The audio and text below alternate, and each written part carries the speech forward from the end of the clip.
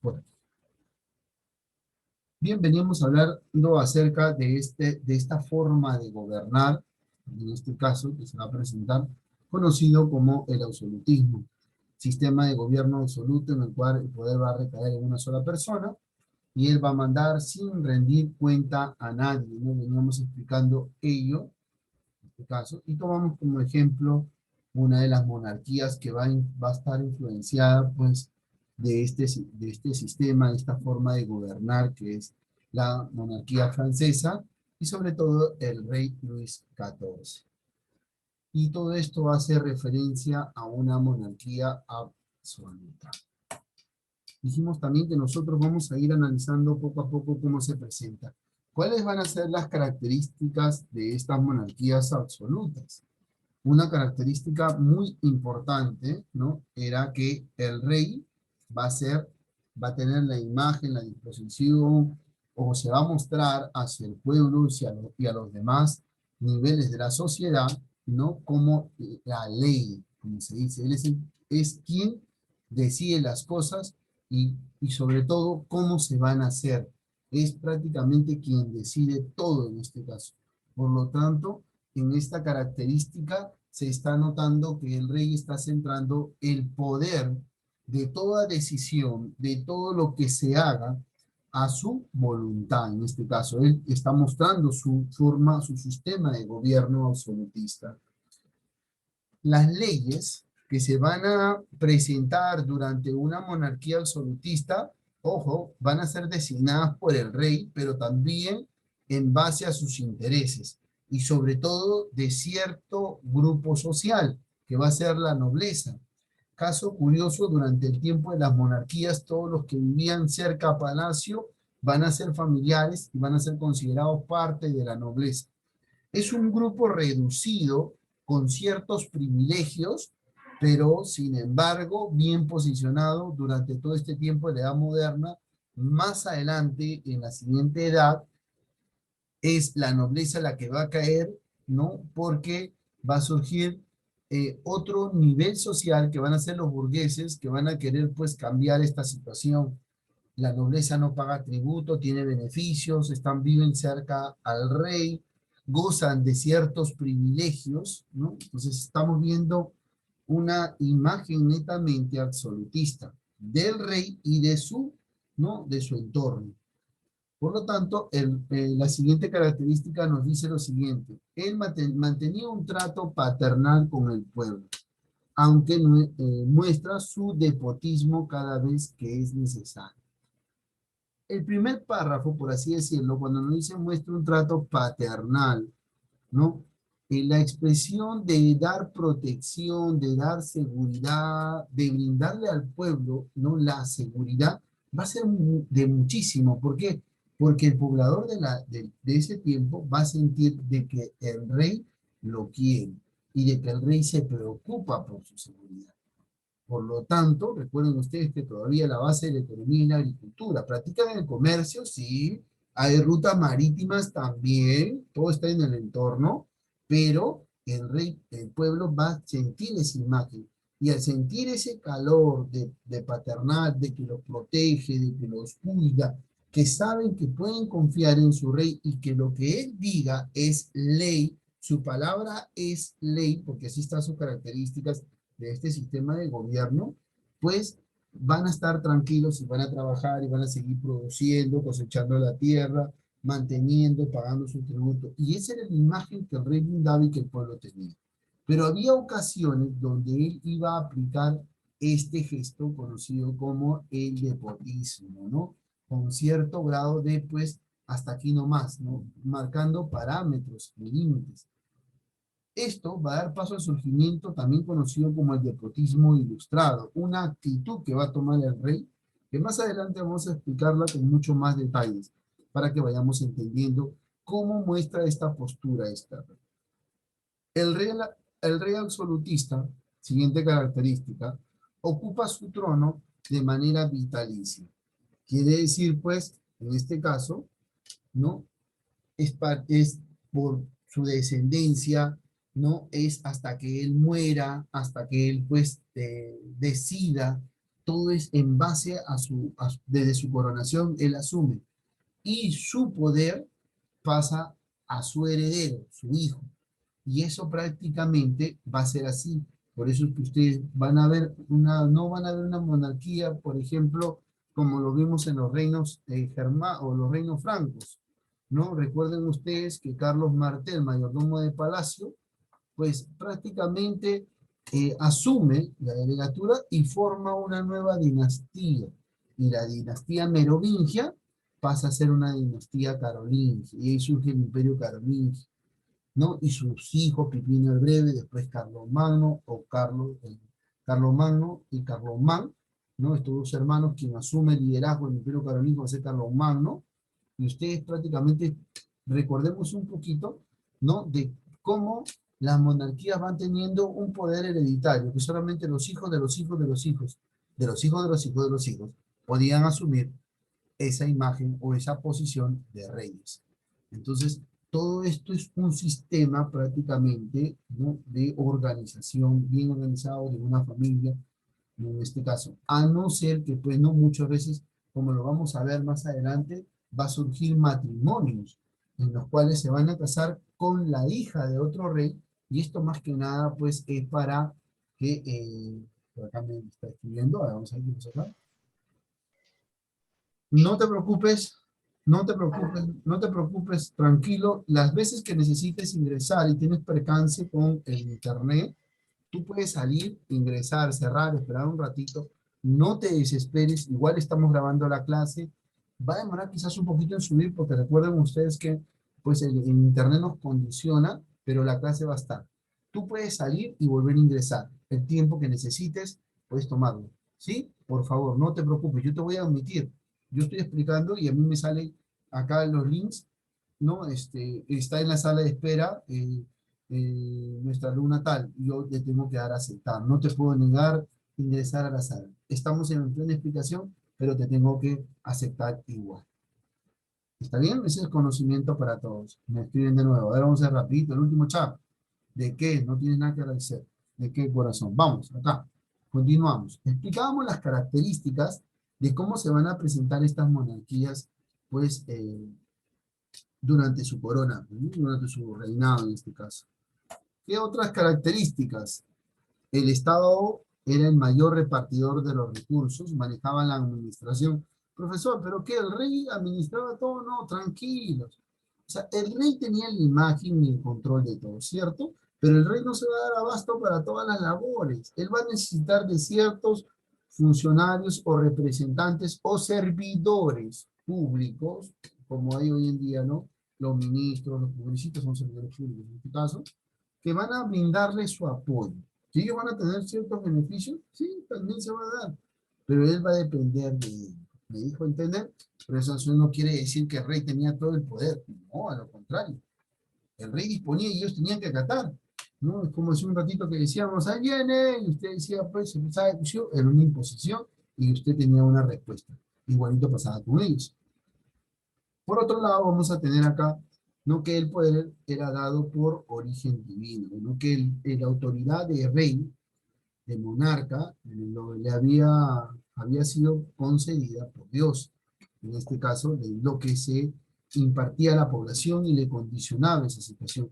Dios ha querido que Él sea nuestro rey, gracias, nuestro rey. Esa condición de condicionar a la población en base a una visión, pues fue provechosa por mucho tiempo. Los pobladores querían, el pueblo decía, no, lo designó Dios, nuestro rey. Y si fue malo, también lo designó Dios. Imagínense, en esa condición vivieron estas monarquías, ¿no? Y también ellos tenían un papel importante en la Iglesia Católica. Recuerden ustedes que durante la Edad Media la Iglesia Católica cobra fuerza. Está pasando por una crisis, ¿cierto? Las monarquías se posicionan, están dejando de lado a la Iglesia Católica, la cual controlaba cierto monopolio de aquel entonces. ¿Qué van a hacer? Ah, muy bien. Para que la Iglesia no pase por lo que ya había pasado, que son una serie de reformas, el rey va a administrar. ¿Pero qué va a administrar de la Iglesia? Las riquezas. El rey va a administrar las riquezas de la iglesia. O sea, va a ser ese ente administrativo no relacionado netamente con las riquezas. Por eso que la iglesia tiene riquezas, no, recuerden, los diezmos, los tributos, los pagos, todo eso lo va a administrar el rey. El rey va a ser quien administre todo ello. Vamos viendo acá. Acá vamos a ver las características un poquito más ilustradas para que vamos a ir entendiendo cómo es una monarquía absolutista. El poder, ¿quién lo da?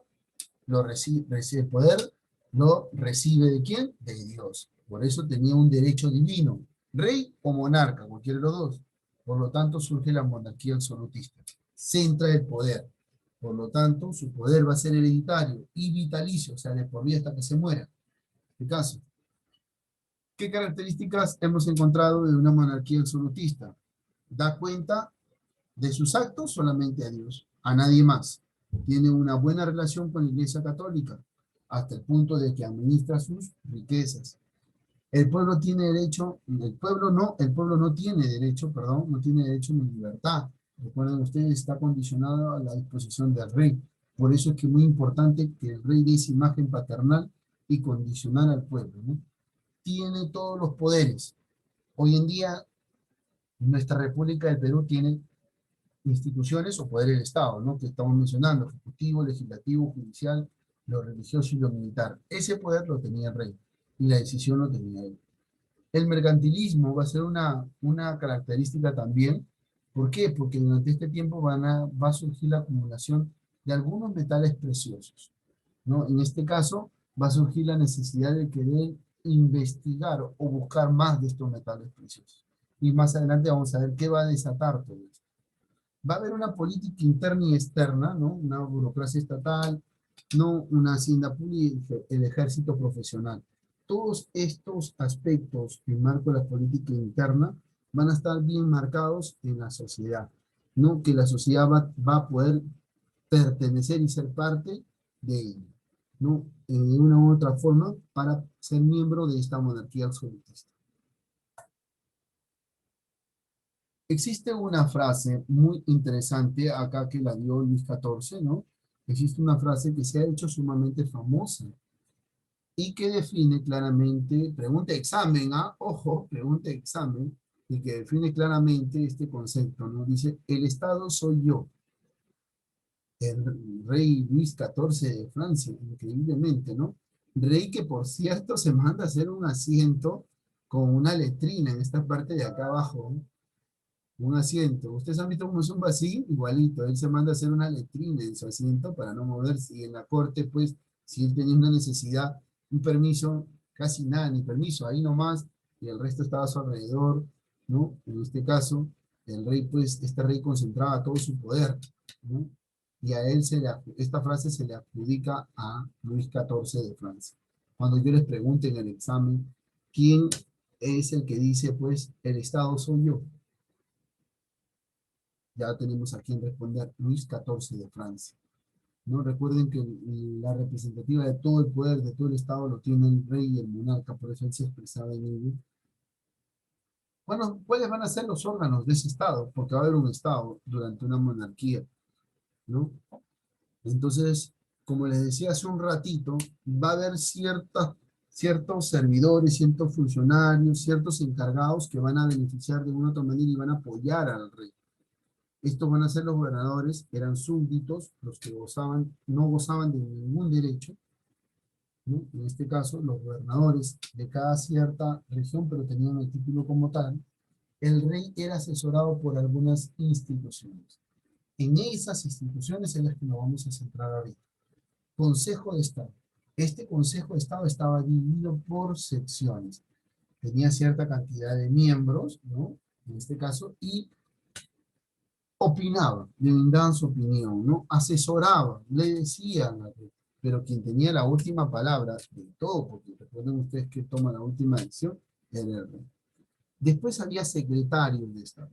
En ellos estaban conocidos como los ministros. También era un número de personas, pues, importantes en el entorno de la nobleza, gozaban de ciertos privilegios, ¿no? Y también, pues, asesoraban al rey.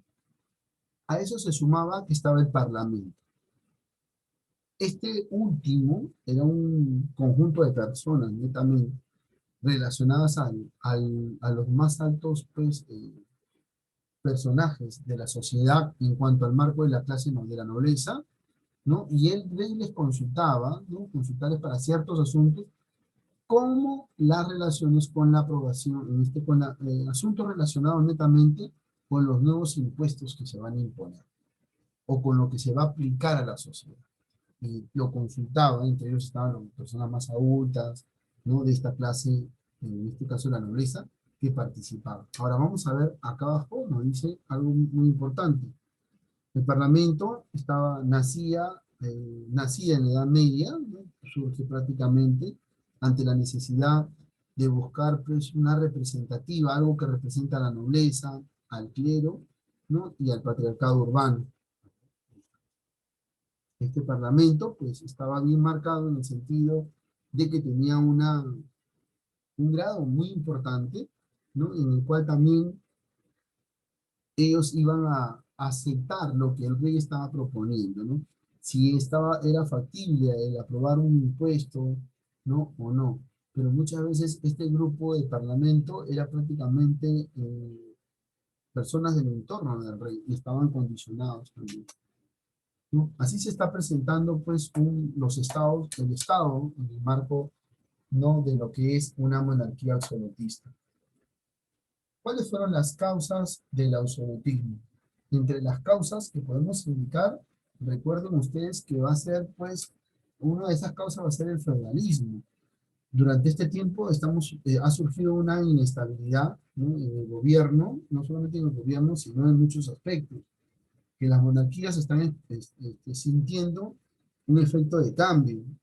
Dos, las cruzadas. Recuerden ustedes que los señores feudales, ¿no? O los vasallos se fueron a realizar las cruzadas. Y esto va a dejar pues cierta libertad de control y dominio en algunos espacios y va a permitir a las monarquías ir cogiendo fuerza, ¿no? Y en más exacto lo vamos a ver en esta diapositiva. En esta vamos a ver esas causas, ¿no? La decadencia del feudalismo y la de los señores feudales por mandarlos a las cruzadas, ¿no? ¿Y por qué solamente el entorno del rey era poco, no era tan numeroso las, las personas de la nobleza durante este tiempo del absolutismo? Recuerden que los nobles fueron los que van a empezar esas cruzadas y están condicionados fuera del territorio y eso va a darle cierta ventaja a las monarquías para ir cogiendo fuerza y posicionándose en su territorio, en los espacios. El apoyo económico de la burguesía o comerciantes de las ciudades o los reyes. ¿Qué quiere decir el apoyo económico? Más que un apoyo económico era el impuesto que, eh, que pedían y que también a la vez el rey imponía a esta clase social. La burguesía estaba por muy debajo de la nobleza y estaba sujeta a pago de impuestos. Otro punto era la influencia del derecho romano en cuanto a que los emperadores eran considerados los todopoderosos. Esa imagen, esa influencia que había sido impartida, pues va a condicionar y va a permitir que el rey también adopte lo que ya estaba planteado, lo que ya se venía, como se dice, plasmado en la sociedad por años anteriores. El rey va a decir, a mí no me conviene cambiar la imagen de ese emperador, pues que tiene el control y el dominio de todo, no, me conviene a mí continuar con él. Y él pues se va a beneficiar y va a cambiar. Ahí está ahí donde surge el absolutismo y se da. Otro, que más adelante, durante este tiempo, se van a dar grandes unificaciones territoriales, ¿no? Y eso va a ser muy favorable para ir condicionando también el surgimiento del absolutismo. ¿Cuáles son las ventajas y desventajas del absolutismo? Muy bien, profesor. El rey va a tener cierto poder, pero también va a estar condicionado pues a ciertas situaciones, ¿no?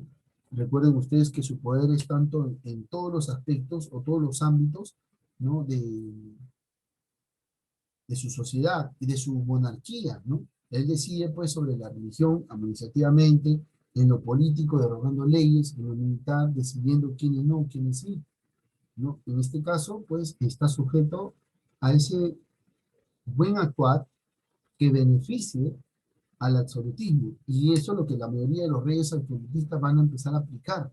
De lo que designa también en algunos casos, hoy en día ya países potencias, fue muy provechoso haber tenido esta monarquía absolutista para que deje encaminado el surgimiento de una gran nación. Por eso que hoy en día, pues Inglaterra, por ejemplo, y Francia también están bien posicionados en el marco de lo que las monarquías influenciaron muchos, tanto positivo como negativamente en su sociedad. Va a haber ciertas desventajas, ¿no? ¿Por qué? Porque el pueblo siempre va a estar sometido, ¿no? Y están condicionados a este régimen, no tienen tanta, como se dice, libertad, sus derechos son contados, en este caso, su deseo de querer participar en actos públicos o de alguna otra cosa, o sentirse beneficiados o con ciertos privilegios, no lo van a tener, el pueblo no lo va a tener, ¿no? Hoy en día ya podemos elegir a nuestros representantes. ¿Por qué se da una revolución francesa? ¿No? Porque el rey intenta hacer fraude en cuanto a la elección. Más adelante que vamos a ver cómo se va presentando toda esta trama de la revolución francesa y lo que trae consigo, pues, esta situación. Solamente cierto grupo de la sociedad era la beneficiada, en este caso era la nobleza. El resto estaba condicionado a un pago de impuestos. No era una situación equilibrada o equitativa. Por eso es que la burguesía se empieza, como se dice, a mover, porque no les parece favorable esta situación. Y la burguesía más adelante va a ser apoyada por el pueblo, y como leímos en la primera diapositiva, van a pasar revoluciones que van a condicionar estas monarquías absolutistas. ¿Qué surgirá ante esta situación que estamos viendo en esta edad moderna? Vamos acá, vamos acá. Preguntamos. ¿Qué preguntamos? ¿Qué creen que surgirá?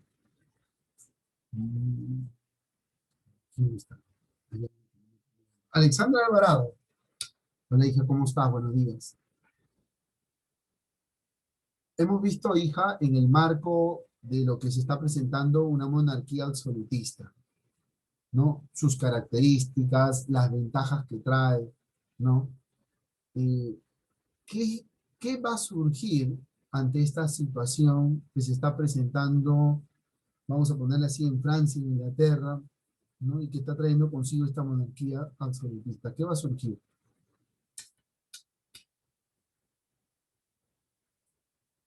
Profesor, está bien difícil la pregunta porque yo puedo decir que va a surgir una prosperidad acerca de que, un ratito Arieta, va a surgir una prosperidad, profesor, económica para los pueblos, para los países, en este caso, sí, estaríamos en todo como se dice, en todo lo correcto, ¿no?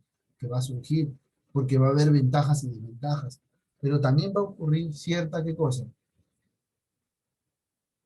¿Tú estarías conforme con esta situación, Alexandra? ¿Tú estarías de acuerdo con lo que está haciendo el rey?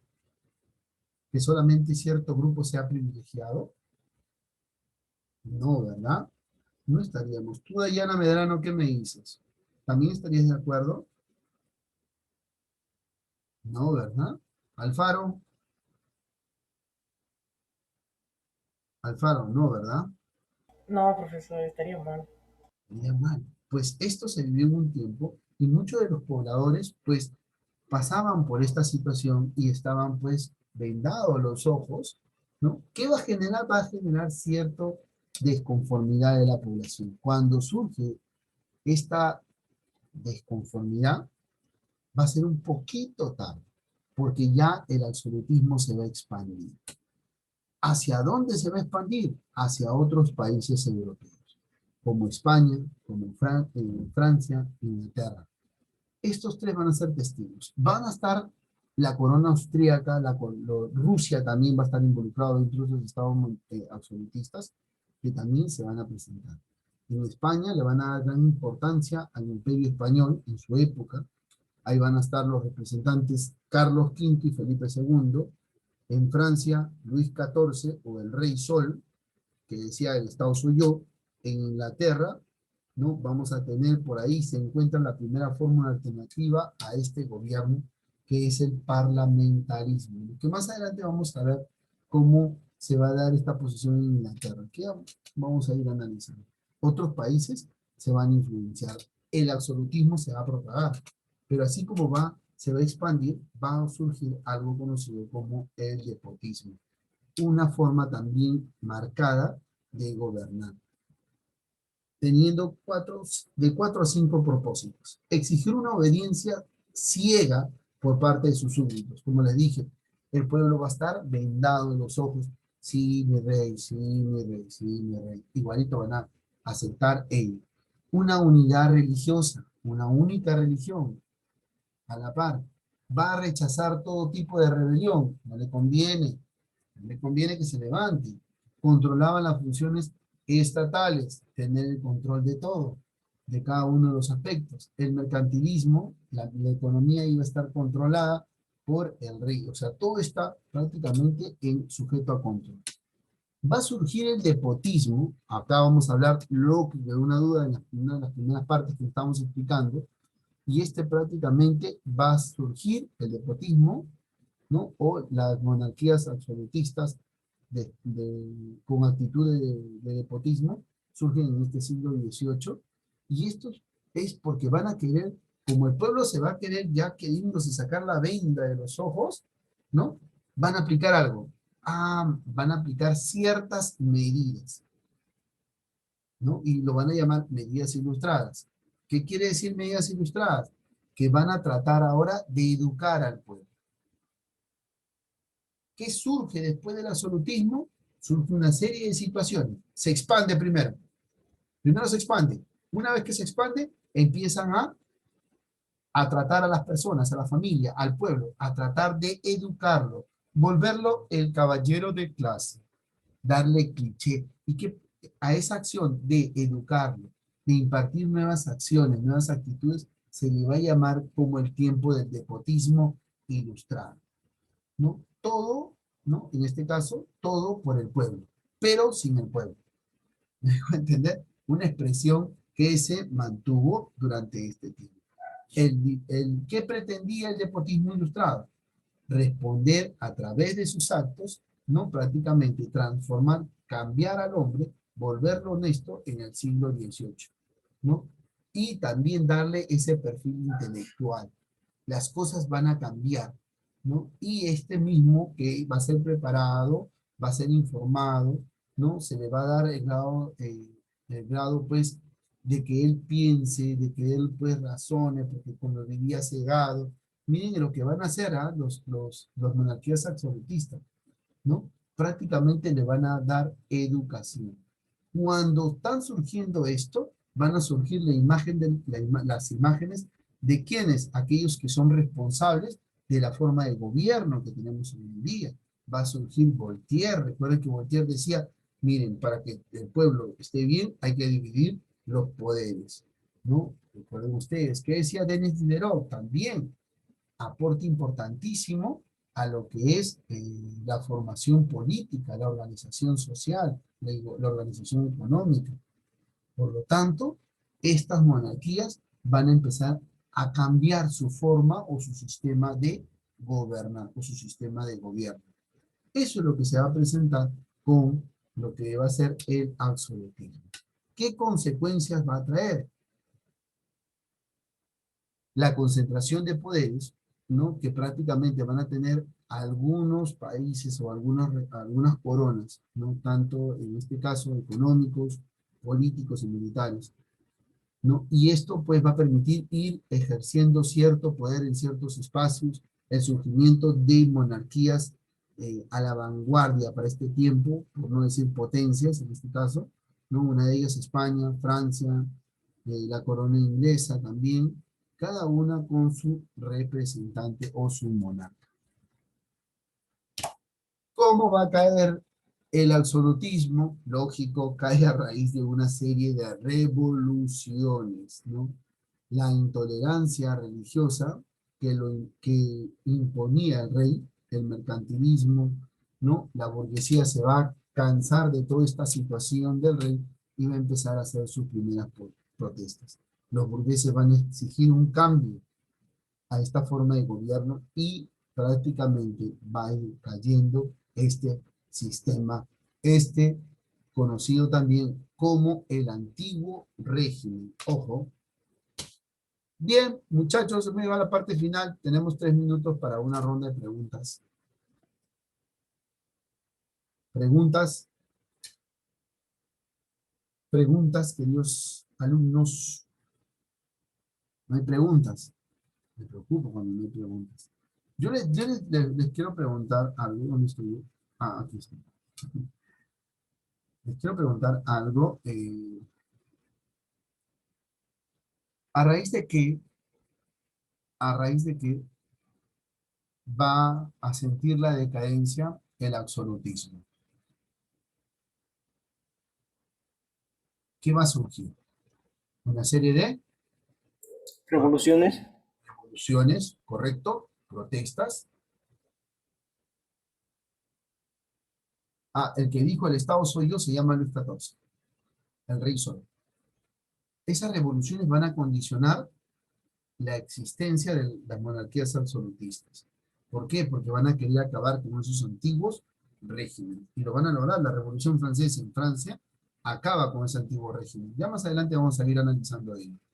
Entonces, vamos teniendo claro que en Europa, en el lugar donde, pues, del cual vamos a hablar muchísimo en nuestras clases, se han posicionado monarquías absolutistas, que van a ir disfrazando su sistema de gobierno con el accionar de un despotismo ilustrado, con aras de querer, pues, con aras de querer aplicar y educar. Ahí estamos respondiendo tu pregunta, David, con ganas de querer aplicar, de darle un sentido al pueblo, formar al hombre de la época. Prácticamente están formando, están cimentando las bases de la sociedad moderna, la sociedad actual. Por eso le dije, la edad moderna es la base de nuestra sociedad, ¿no? En una de las primeras clases. Van a formar al hombre actual.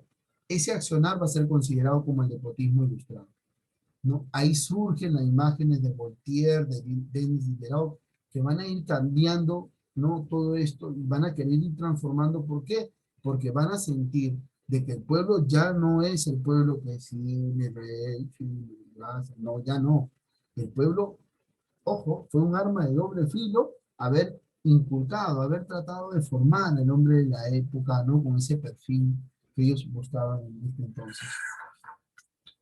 Así como se está presentando esta situación, queridos alumnos, vamos a darnos cuenta, ¿no? De que este despotismo ilustrado, un ratito ahorita termino, este despotismo ilustrado va a llegar a su fin, a su detenimiento, con toda esa serie de protestas y revoluciones que se van a presentar en este tiempo y en este espacio.